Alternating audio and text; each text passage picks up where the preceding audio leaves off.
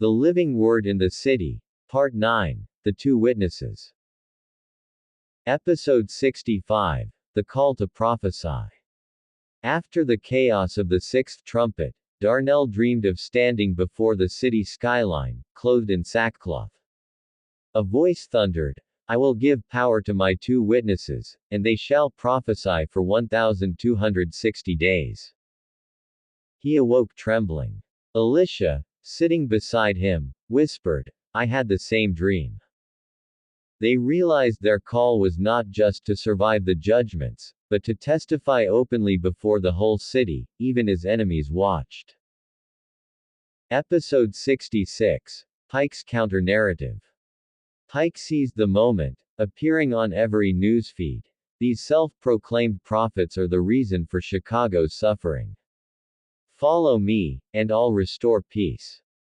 Billboards across the city showed Darnell and Elisha's faces doctored as criminals. Friends warned them, "Stay hidden." But Darnell replied. Jeremiah tried to stay silent, but fire shut up in his bones. "We can't hide." Episode 67, The First Street Testimony.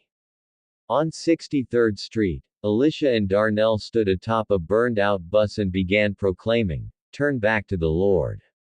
His mercy is greater than judgment." The crowd split, some jeered, some wept, some reached for them in desperation. Suddenly, Pike's soldiers tried to seize them, but were thrown back by a wind that swept through the street. Believers shouted, "They are protected," and word of their testimony spread. Episode 68, Marcus Becomes a Shield.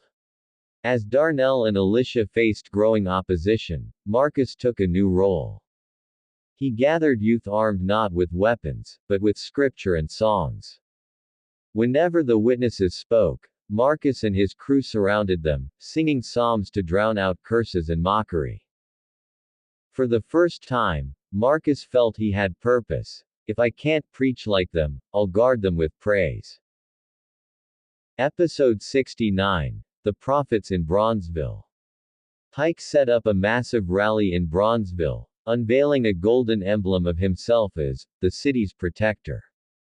Darnell and Elisha interrupted the broadcast, declaring, "There is no king in Chicago but Jesus."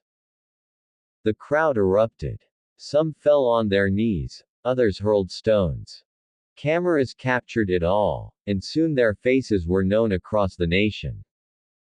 Darnell prayed aloud, "Lord, give us boldness to keep speaking your word, even if it costs us everything." Episode 70, The Rising Storm. The hatred against them grew. In Little Village, graffiti painted them as traitors. Pike doubled the bounty on their heads.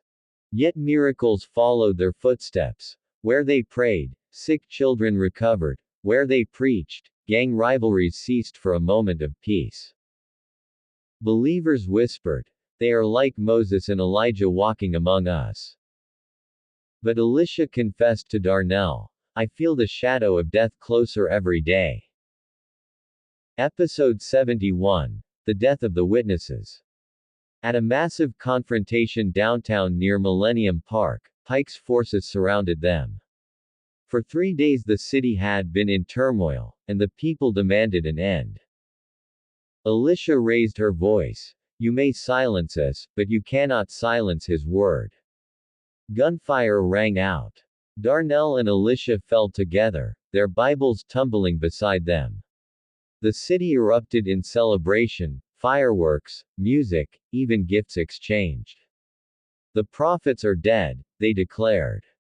For 3 days, their bodies lay in the open square, broadcast on every screen. Episode 72, Breath of Life. On the third day, as Pike prepared a victory speech, the cameras caught it, Darnell and Elisha's chests rising. They stood, radiant with light, and a great voice thundered over the city, "Come up here." The ground shook, buildings cracked, and thousands fell on their faces. Fear spread like wildfire. Even Pike trembled, his mask of control cracking. The witnesses vanished into the sky, leaving the city stunned and shaken, but forever marked.